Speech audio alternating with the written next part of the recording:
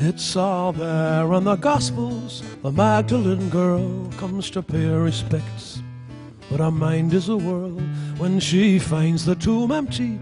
The stone had been rolled, not a sign of a corpse. In the dark and the cold, when she reaches the door, sees an unholy sight. There's a solitary figure in a halo of light. He just carries on floating past Calvary Hill in an almighty hurry. Aye, but she might catch him still. Tell me, where are you gone, Lord, and why in such haste? Now don't hinder me, woman, I've no time to waste, for they're launching a boat on the morrow at noon, and I have to be there before daybreak. Oh, I cannot be missing. The lads will expect me. Why else would the good Lord himself resurrect me? For nothing will stop me. I have to prevail through the teeth of this tempest, in the mouth of a gale. May the angels protect me if all else should fail when the last ship sails. Oh, the roar of the chains and the cracking of timbers, the noise at the end of the world in your ears, as a mountain of steel makes its way to the sea and the last ship sails. So I was born and raised in the shadow of a shipyard in a little town on the northeast coast of England. Some of my earliest memories are of giant ships blocking the end of my street, as well as the sun for a lot of the year. Every morning as a child, I'd watch thousands of men walk down that hill to work in the shipyard. I'd watch those same men walking back home every night. It has to be said, the shipyard was not the most pleasant place to live next door to, or indeed work in. The shipyard was noisy, dangerous, highly toxic, with an appalling health and safety record. Despite that, the men and women who worked on those ships were extraordinarily proud of the work they did, and justifiably so. Some of the largest vessels ever constructed on planet Earth were built right at the end of my street. My grandfather had been a shipwright, and as a child, as there were few other jobs in the town, I would wonder with some anxiety whether that would be my destiny too. I was fairly determined that it wouldn't be. I had other dreams, not necessarily practical ones, but at the age of 8, I was bequeathed a guitar. It was a battered old thing with 5 rusty strings and was out of tune. But quickly I learned to play it and realized that I'd found a friend for life, accomplice, a co-conspirator in my plan to escape from this surreal industrial landscape. Well, they say if you dream something hard enough, it will come to pass. Either that or I was extremely lucky, but this was my dream. I dreamt I would leave this town, and just like those ships, once they were launched, I'd never come back. I dreamt I'd become a writer of songs, that I would sing those songs to vast numbers of people all over the world, that I'd be paid extravagant amounts of money, that I'd become famous, that I'd marry a beautiful woman, have children, raise a family, buy a big house in the country, keep dogs, grow wine, have rooms full of Grammy Awards, platinum discs, and what have you. So far, so good, right? And then one day, the songs stopped coming. And while you've suffered from periods of writer's block before, albeit briefly, this is something chronic. Day after day, you face a blank page and nothing's coming. And those days turn to weeks and weeks to months. And pretty soon, those months have turned into years with very little to show for your efforts. No songs. So you start asking yourself questions. What have I done to offend the gods that they would abandon me so? Is the gift of songwriting taken away as easily as it seems to have been bestowed? Or perhaps there's a deeper psychological reason. It was always a Faustian pact anyway. you're rewarded for revealing your innermost thoughts, your private emotions on the page, for the entertainment of others, for the analysis, the scrutiny of others. And perhaps you've given enough of your privacy away. And yet, if you look at your work, could it be argued that your best work wasn't about you at all? It was about somebody else. Did your best work occur when you sidestepped your own ego and you stopped telling your story but told someone else's story? Someone perhaps without a voice, where empathetically you stood in his shoes for a while or saw the world through his eyes. Well, they say, write what you know. If you can't write about yourself anymore, then who do you write about? So it's ironic that the landscape I'd worked so hard to escape from and the community that I'd more or less abandoned and exiled myself from should be the very landscape, the very community I would have to return to find my missing muse. And as soon as I did that, as soon as I decided to honor the community I came from and tell their story, the songs started to come thick and fast. I've described it as a kind of projectile vomiting, a torrent of ideas, of characters, of voices, verses, couplets, entire songs almost formed whole, materialized in front of me, as if they'd been bottled up inside me for many, many years. One of the first things I wrote was just a list of names of people I'd known, and they become characters in a kind of three-dimensional drama, where they explain who they are, what they do, their hopes and their fears for the future. This is Jackie White. He's the foreman of the shipyard. My name is Jackie White, and I'm foreman of the yard, and you don't mess with Jackie on this quayside. I'm as hard as iron plate.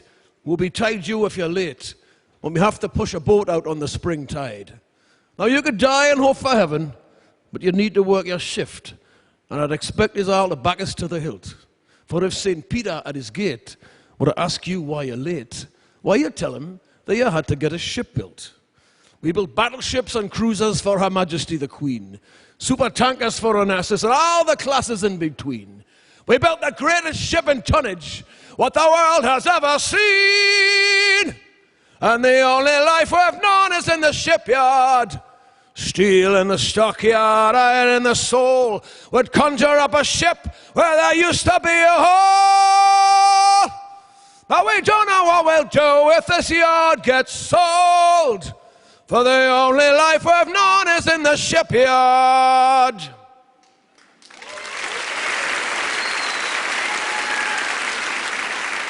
So, having decided to write about other people instead of myself, a further irony is that sometimes you reveal more about yourself than you'd ever intended. This song is called Dead Man's Boots, which is an expression which describes how difficult it is to get a job. In other words, you'd only get a job in the shipyard if somebody else died. Or perhaps your father could finagle you an apprenticeship at the age of 15. But sometimes a father's love can be misconstrued as controlling, and conversely, the scope of a son's ambition can seem like some pie-in-the-sky fantasy.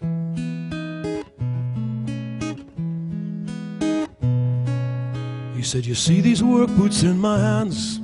They'd probably fit you now, my son. Take them, they're a gift from me.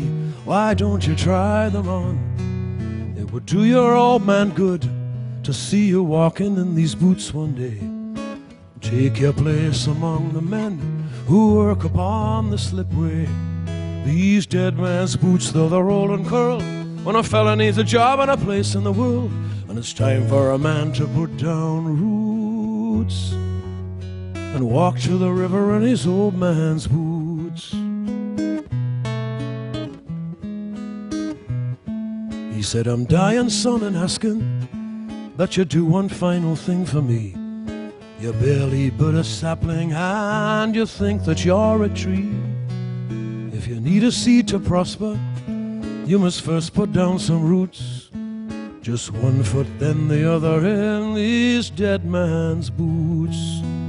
These These dead man's boots, though they're old and curled, when a fella needs a job and a place in the world, and it's time for a man to put down roots, to walk to the river in his old man's boots.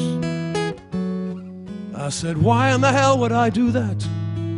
Why would I agree when his hand was all that I'd received, as far as I remember?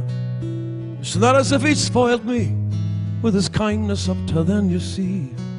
I'd a plan of my own and I'd quit this place when I came of age, September. These dead man's boots know their way down the hill. They can walk there themselves, and they probably will. I've plenty of choices, I've plenty other routes, and you'll never see me walking in these dead man's boots.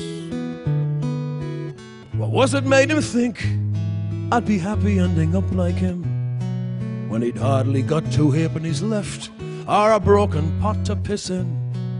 He wanted the same thing for me. Was that his final wish? He said, what the hell are you gonna do? I said, anything but this. These dead man's boots know their way down the hill. They can walk there themselves, and they probably will. But they won't walk with me, 'cause I'm off the other way. I had it up to here, I'm gonna have my say. When all you got left is that cross on the wall, I want nothing from you, I want nothing at all. Want a pension or a pittance when your whole life is through. Get this through your head, I'm nothing like you. I'm done with all the arguments, there'll be no more disputes. And you'll die before you see me in your dead man's boots.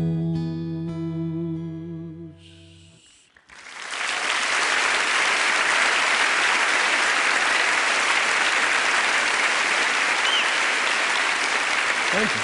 So, whenever they'd launch a big ship, they would invite some dignitary up from London on the train to make a speech, break a bottle of champagne over the bows, launch it down the slipway into the river and out to sea. Occasionally, on a really important ship, they'd get a member of the royal family to come, Duke of Edinburgh, Princess Anne or somebody. Now you have to remember, it wasn't that long ago that the royal family in England were considered to have magical healing powers. Sick children were held up in crowds to try and touch the cloak of the king or the queen to cure them of some terrible disease.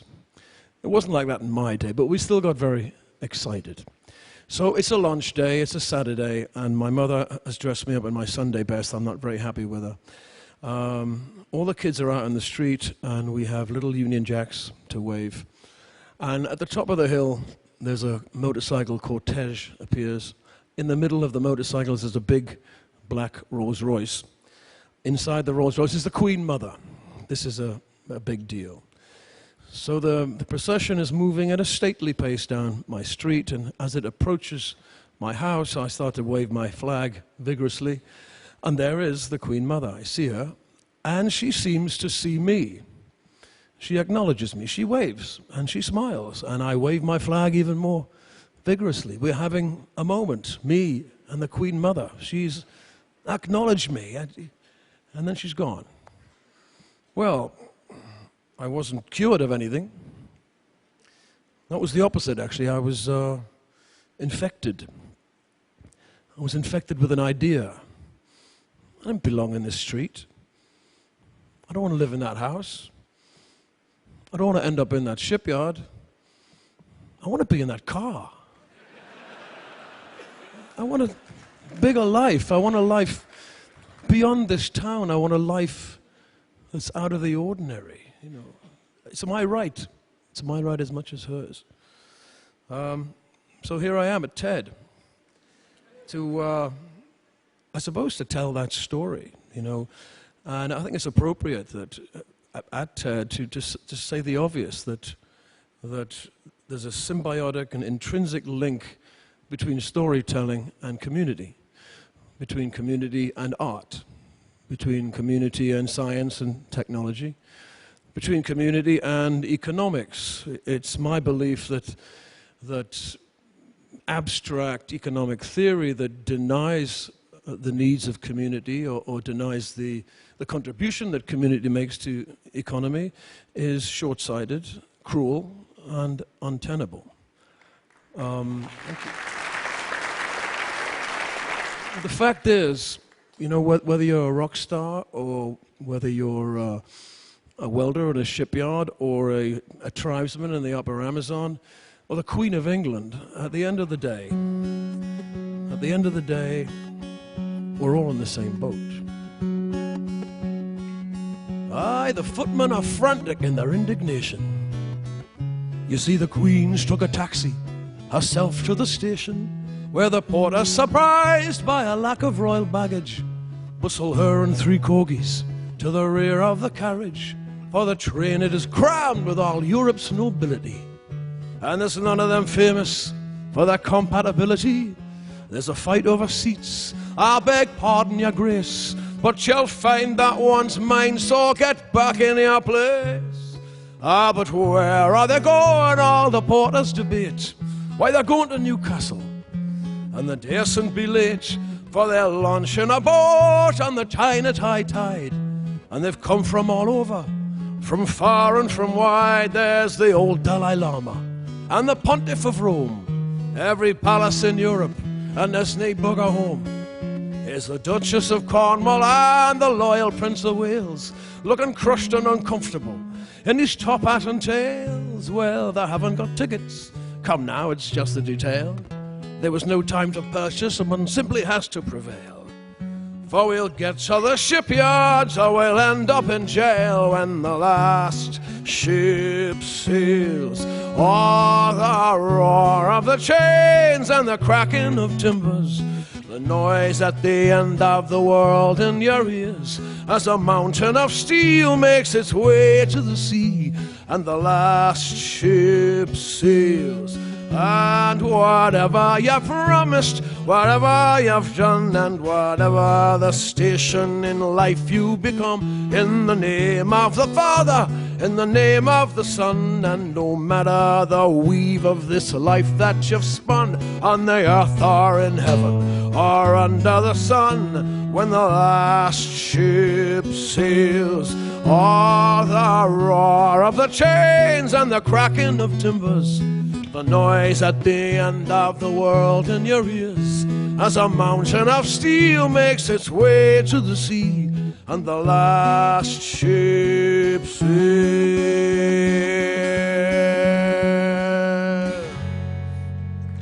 Thanks for listening to my story. Thank you.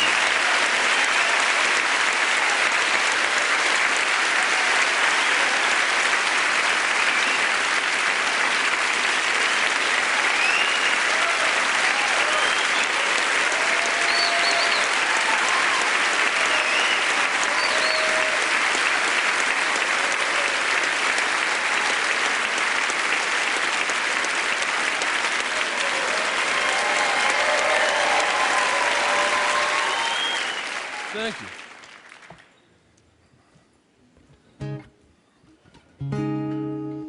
Okay, you have to join in if you know it.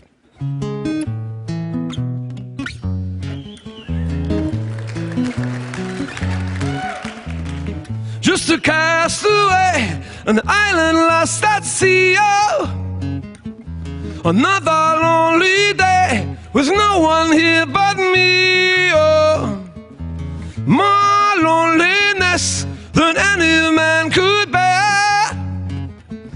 Rescue me before I fall into despair. Oh, I'll send an SOS to the world. I'll send an SOS to the world. I hope that someone gets my, I hope that someone gets my, I hope that someone gets my message in a bottle, yeah.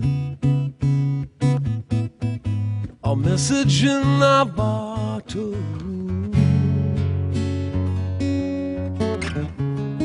A year has passed since I wrote my note. I should have known this right from the start. Only hope can keep me together. Love can mend your life, but love can break your heart. I'll send an SOS to the world. I'll send an SOS to the world. I hope that someone gets my. I hope that someone gets my. I hope that someone gets my message in a bottle.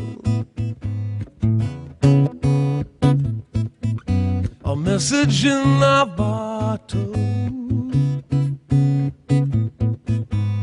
Message in a bottle. A message in a bottle.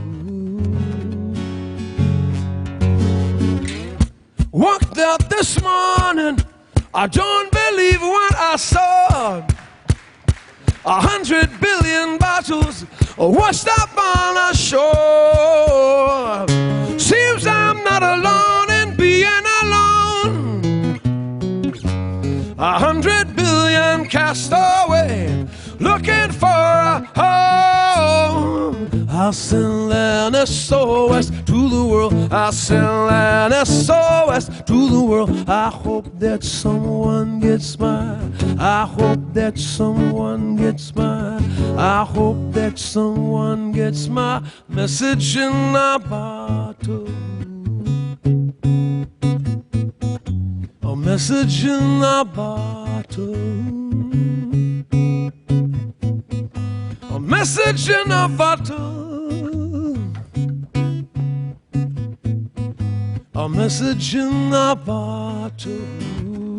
So I'm going to ask you to sing after me, okay, the next part. It's very easy. Sing in unison.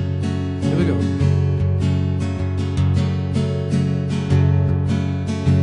This is me. Sending out an SOS. Come on now. Oh, yeah. Sending out an SOS. I'm sending out an SOS. I'm sending out an SOS. Sending out.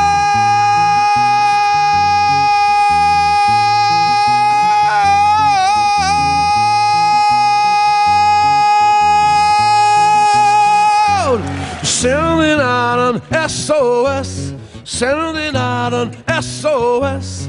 Sending out an SOS. Sending out an SOS.